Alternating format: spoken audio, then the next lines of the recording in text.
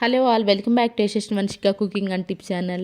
ఈరోజు పెళ్లి రోజు పుట్టినరోజు జరుపుకున్న వాళ్ళందరికీ కూడా హార్ట్ఫుల్ కంగ్రాచులేషన్స్ అండ్ మీరు happy returns of the day అండి. స్కిప్ చేయకుండా చూడడానికి అయితే ట్రై చేయండి.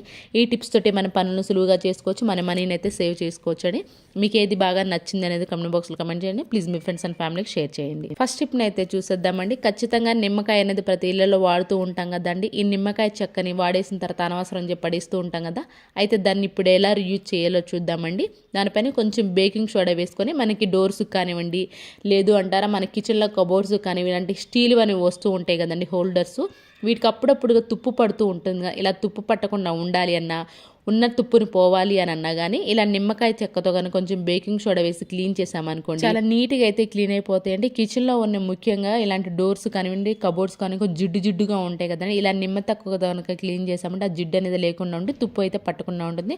ఒకసారి క్లీన్ చేసిన తర్వాత నార్మల్ డస్ట్తో కానీ లేదంటే పాత క్లాత్తో వాటర్తో క్లీన్ చేసామనుకోండి, ఆ గడియలు కానివ్వండి లేదా హోల్డర్ కానీ చాలా నీట్గా అయితే క్లీన్ అయిపోతాయి. అండ్ నెక్స్ట్ టిప్ వచ్చేసి టూత్ పేస్ట్ అయిపోయిన తర్వాత అనవసరం అని చెప్పేసి పడేస్తూ ఉంటాం కదండి. అయితే ఇప్పుడు ఈ టూత్ పేస్ట్ని ఎలా యూజ్ చేసుకోవాలి, అట్ ద సేమ్ టైం దానికి ఉన్న క్యాప్ ఉంటుంది కదండి, క్యాప్ను కూడా ఎలా యూజ్ చేయాలో చూద్దామండి. దానికోసం ఒక బౌల్లో వాటర్ని అయితే తీసేసుకున్నాను.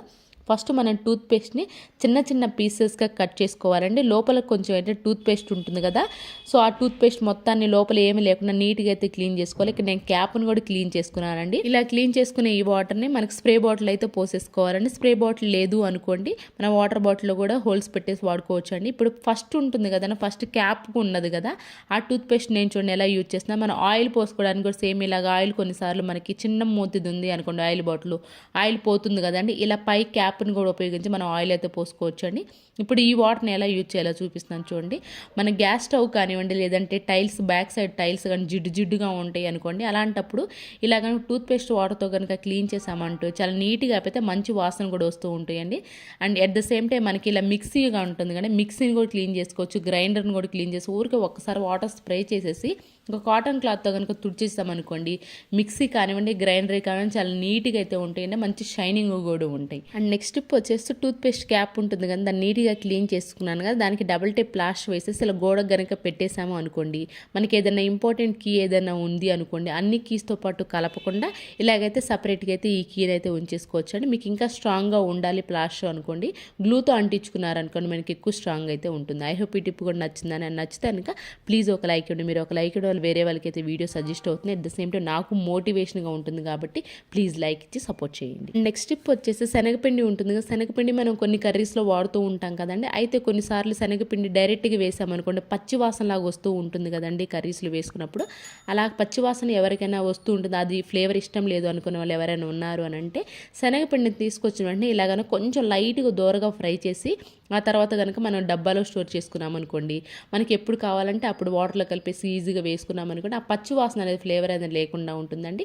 అండ్ ఇలా ఫ్రై చేసి పెట్టుకోవడం వల్ల 2 యూజెస్ అయితే ఉన్నాయి. పురుగు అనేది త్వరగా అయితే పట్టకుండా ఉంటుందండి. అట్ ద సేమ్ టైం మనం కర్రీలో ఎప్పుడైనా పచ్చి శనగ పిండి వేసుకునే కంటే కూడా కొంచెం ఫ్రై చేసుకున్న పిండి వేసుకున్నాం అనుకోండి, కర్రీ టేస్ట్ అనేది చాలా అయితే బాగుంటుంది. ఐ హోప్ ఇది కూడా నచ్చిందని, నచ్చితే కనుక ఒకసారి ట్రై చేయండి. అండ్ నెక్స్ట్ టిప్ వచ్చేసి చిన్నపిల్లలు ఉన్న వాళ్ళు ఏంటంటే షార్ప్ చేస్తూనే ఉంటారు కదండి పెన్సిల్స్, ఆ వచ్చిన దాన్ని ఎక్కడ పడితే అక్కడ పడేస్తూ ఉంటారు కదా.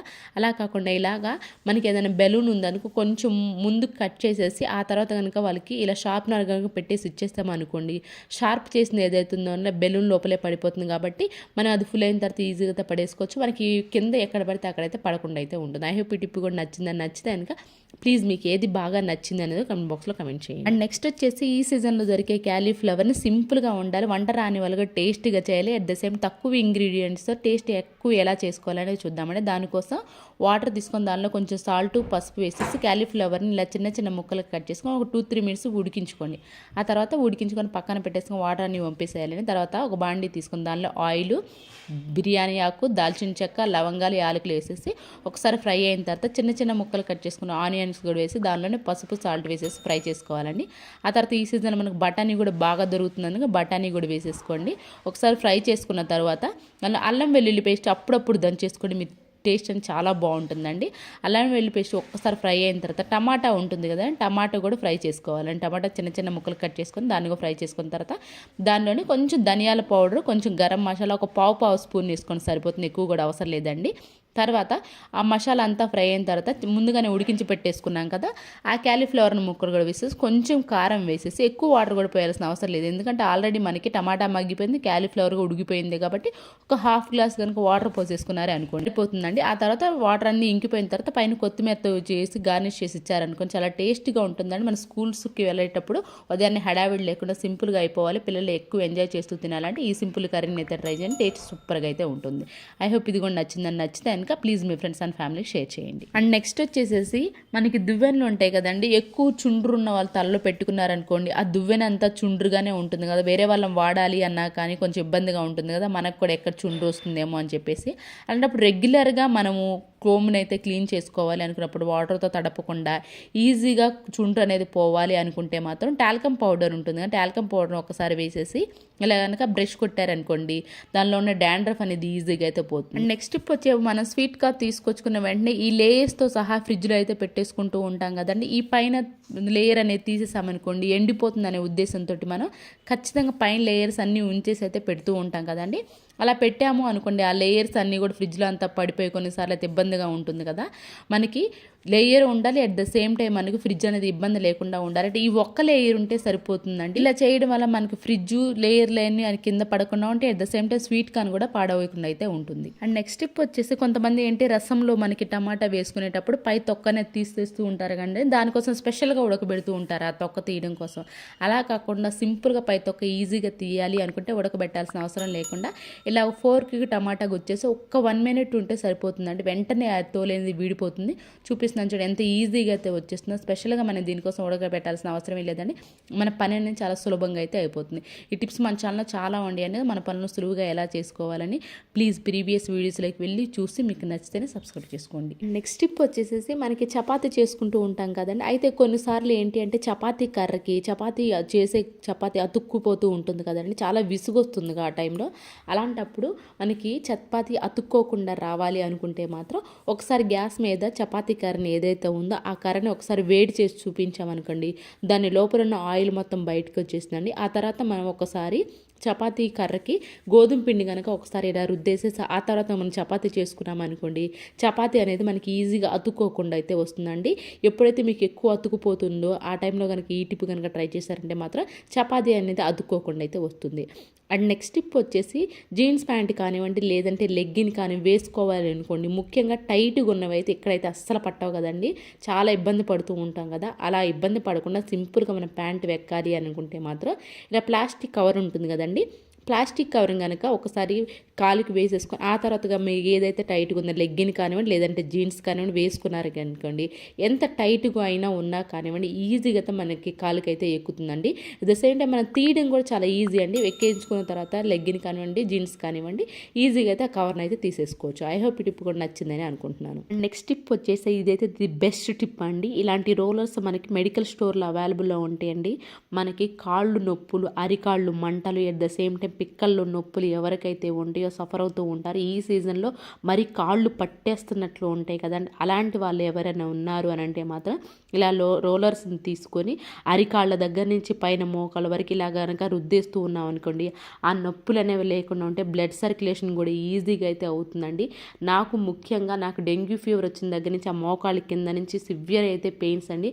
ఎంత పెయిన్స్ అట్లీస్ట్ నేను వంట కూడా చేయలేనంత పరిస్థితి అండి, ½ hour కూడా నించోలేను. అలాంటప్పుడు నేను హాస్పిటల్లోకి వెళ్ళి చూయించుకున్నాను. అలాంటప్పుడు ట్యాబ్లెట్స్తో కాకుండా మనకి ఈజీగా తగ్గాలి, రెగ్యులర్గా తగ్గుతూ ఉండాలి అనుకుంటే మాత్రం ఇలాంటి రోడ్లు అయితే సజెస్ట్ చేస్తారండి. నేను రెగ్యులర్గా ఇది చేస్తూ ఉంటాను కాబట్టి పెయిన్స్ నుండి ఖచ్చితంగా రిలీఫ్ అవుతుందండి. ఇది నేను పర్సనల్గా అనుభవించాను కాబట్టి మీకు ఎవరికైనా యూజ్ఫుల్గా అనిపిస్తే ట్రై చేయండి. పెద్దవాళ్ళు లేదు చిన్నవాళ్ళైనా చిన్నపిల్లలు ఒక్కోసారి ఆడుకున్నప్పుడు బాగా కాళ్ళు నొప్పులు వస్తూ ఉంటాయి కదండి, అలాంటప్పుడు ఈ విధంగా కనుక వాళ్ళని పడుకోబెట్టి ఏ విధంగా అరికాళ్ళ నుంచి పై వరకు ఇలా మసాజ్ చేస్తూ ఉన్నాం అనుకోండి వాళ్ళకి బ్లడ్ సర్క్యులేషన్ అయ్యి నొప్పులు అనేవి లేకుండా ఉంటాయండి. అండ్ అలానే అరికాళ్ళు మంటలు ఉంటాయి కదండి, అరికాళ్ళ మంటల్లో వాళ్ళు కూడా ఈ విధంగా నైట్ పడుకునే ముందు ఇలా కనుక చేశారనుకోండి మీకు అరికాళ్ళ మంటలు అనేవి లేకుండా ఉంటాయండి. ఇన్ కేస్ ఈ రోలర్ అవైలబుల్లో లేదు అనుకోండి అలాంటి వాళ్ళు ఎవరైనా ఉన్నారు చపాతీ కర్ర ఉంటుంది కానీ ఆ చపాతీ కర్రతో కూడా ఈ విధంగా అయితే చేసుకోవచ్చు అండి. కొంతమంది ఏంటంటే కాళ్ళ కింద చపాతీ కర్రని ఎలా పెట్టుకుంటామో అది యూజ్ చేయకూడదు కదా అని ఎవరైనా ఇన్ కేస్ ఫీల్ అయ్యే వాళ్ళు ఉన్నారంటే చపాతీ కర్రని పాతది ఏదైనా ఉంటే అది వాడేసుకోండి. లేదు అంటారా స్పెషల్గా చపాతీ కర్రని కొనుక్కొని వచ్చి వాడుకో. మీ కంఫర్ట్ని బట్టి మీ ఇష్టం అండి అది. ఇన్ కేస్ ఇది రోలర్ అవైలబుల్లో లేని వాళ్ళు, పెయిన్స్ ఎక్కువ కొనాలి ఎవరైనా ఉన్నారంటే దీని మాత్రమే చపాతీ కర్రని యూజ్ చేయొచ్చు అని మాత్రమే చూస్తున్నానండి. రిజల్ట్ మాత్రం 100% ఉంటుందని ఈ టిప్ ట్రై చేయండి, మీకు ఖచ్చితంగా వర్క్ అవుతుంది. ఈరోజు టిప్స్ ట్రిక్స్ యూస్ఫుల్గా అనిపిస్తే మాత్రం ఈ టిప్స్ అన్ని ట్రై చేయండి. మీ ఫ్రెండ్స్ అండ్ ఫ్యామిలీకి షేర్ చేయండి. ఏది బాగా నచ్చిందని కమెంట్ బాక్స్లో కమెంట్ చేయండి. లైక్ అయితే కూడా అసలు మర్చిపోకండి. రేపటి వీడియోలో మంచి మంచి టిప్స్ ఇస్తాం మళ్ళీ మీ ముందుకు వస్తాను. అంతవరకు మీ అందరైతే హ్యాపీగా ఉన్న హార్ట్ఫుల్గా అయితే కోరుకుంటున్నాను. Thank you so much for ever watching.